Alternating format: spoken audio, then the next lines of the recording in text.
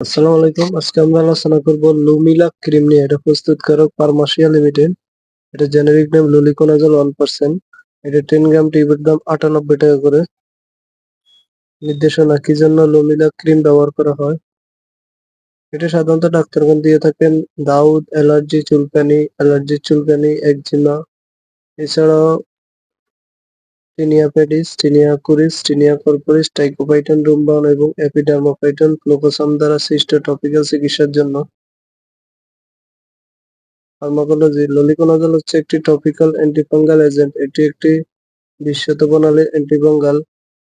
এটি লাইনেস্টেরল ডিফিথাইলেজ এনজাইম বন্ধের মাধ্যমে ফাঙ্গাল সেল মেমব্রেনের একটি গুরুত্বপূর্ণ উপাদান আর্গেস্টেরল সিনথেসিস বন্ধ করে দেয়।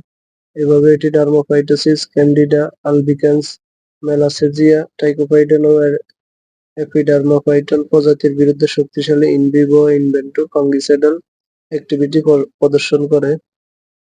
মাত্রা ও সেবনবিধি লুমিনা ক্রিম ডাক্তারগণ সাধারণত দিনে একবার দিয়ে থাকেন। এছাড়াও চিকিৎসকের পরামর্শ অনুযায়ী সেব্য।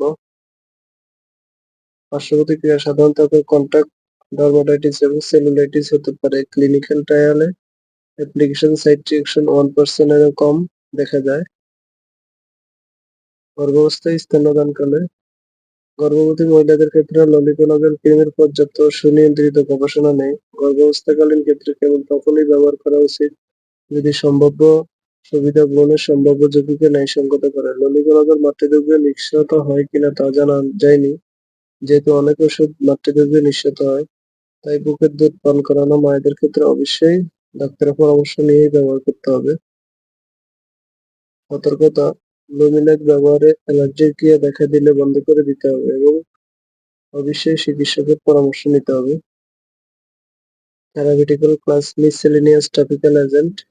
সংরক্ষণ 30 ডিগ্রি তাপমাত্রার নিচে, আলো থেকে দূরে, শুষ্ক স্থানে রাখুন, শিশুদের নাগালের বাইরে রাখুন।